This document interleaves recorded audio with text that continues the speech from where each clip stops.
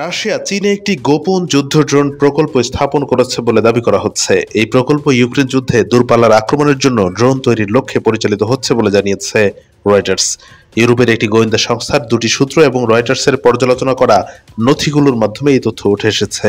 রাশিয়ার রাষ্ট্রীয় অস্ত্র কোম্পানি আলমাস আন্তে এর একটি সহযোগী প্রতিষ্ঠান আইইএমজেড কুপল চীনের বিশেষজ্ঞদের সহায়তায় গার্পিয়া 3 অর্থাৎ G3 নামক একটি নতুন ড্রোন মডেল এর উন্নয়ন এবং পরীক্ষামূলকভাবে চালু করেছে।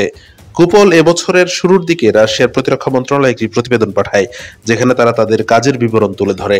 আরেক প্রতিবেদনে কুপল জানায় যে তারা চীনের একটি কারখানায় G3 সহ ড্রোনগুলো ব্যাপকভাবে উৎপাদন করতে সক্ষম হয়েছে, যা বিশেষ সামরিক অভিযান হিসেবে পরিচালিত ইউক্রেন যুদ্ধে ব্যবহারের জন্য প্রস্তুত করা হয়েছে। এ বিষয়ে বিস্তারিত জানতে রয়টার্সের অনুরোধের পরেও কুপল আলমাস আন্তি এবং রাশিয়ার প্রতিরক্ষা মন্ত্রণালয় কোনো মন্তব্য করেনি। তবে চীনের পররাষ্ট্র মন্ত্রণালয় জানিয়েছে তারা এই ধরনের কোনো প্রকল্প সম্পর্কে অবগত নয়। সেই সঙ্গে দেশটি ড্রোন রফতানির উপর কঠোর নিয়ন্ত্রণ ব্যবস্থা বজায় রেখেছে বলেও জানানো হয়। এদিকে রীতিমতো পারমাণবিক অস্ত্র ব্যবহারের হুঁশিয়ারি দিয়েছেন রাশিয়ার প্রেসিডেন্ট ভ্লাদিমির পুতিন।